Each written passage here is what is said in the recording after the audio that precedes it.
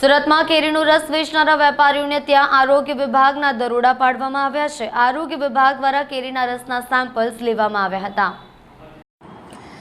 કેરીની સિઝનમાં બજારમાં કેરીનો રસ વેચતા વેપારીઓ નફો કમાવાની લાલચમાં લોકોના સ્વાસ્થ્ય સાથે સરેઆમ છેડા કરતા હોય છે, ત્યારે સુરતમાં આવા કેરીના રસના વિક્રેતાઓ લોકોના સ્વાસ્થ્ય સાથે છેડા ન કરે તે માટે આરોગ્ય વિભાગે ચેકિંગ હાથ ધર્યું છે।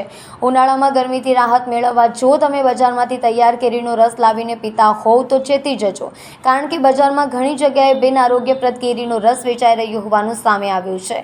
સુરતમાં વિવિધ વિસ્તારમાં આરોગ્ય વિભાગે દરોડા પાડ્યા હતા।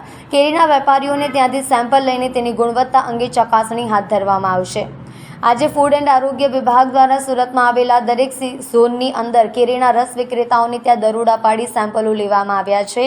દુકાનમાંથી કેરીના રસના સેમ્પલો લઈને તપાસ માટે મોકલવામાં આવ્યા છે અને સેમ્પલ ફેલ જણાશે તો કાર્યવાહી કરવામાં આવશે। જે કેરી પકવીને રસ કાઢીને રસ વેચતા વિક્રેતાઓ જે છે, દુકાનદારો છે, તેની ત્યાં તપાસ કરીને સેમ્પલની કામગીરી હાથ ધરવામાં આવી રહી છે। કેટલી દુકાન પર આજે સેમ્પલ આજે લગભગ 7 અલગ અલગ ઝોનમાં 7 ટીમ બનાવીને સેમ્પલ લેવાની કામગીરી ચાલી રહી છે। તો કયા પ્રકારના એમાં શું ભેળસેળ હોય છે?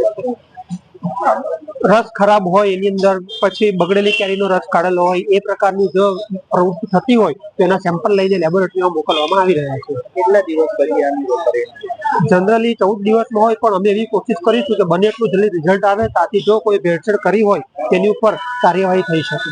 લોકોને શું મેસેજ આપશો હેલ્થ બાબતમાં? હેલ્થ બાબતમાં લોકોને એ મેસેજ મારો છે કે કેમિકલથી જે પકવેલી કેરી હોય તે કેરીનો ઉપયોગ નહીં કરવો જોઈએ। કુદરતી રીતે જે પકવેલી હોય તેવી કેરીનો જ ઉપયોગ કરવો જોઈએ।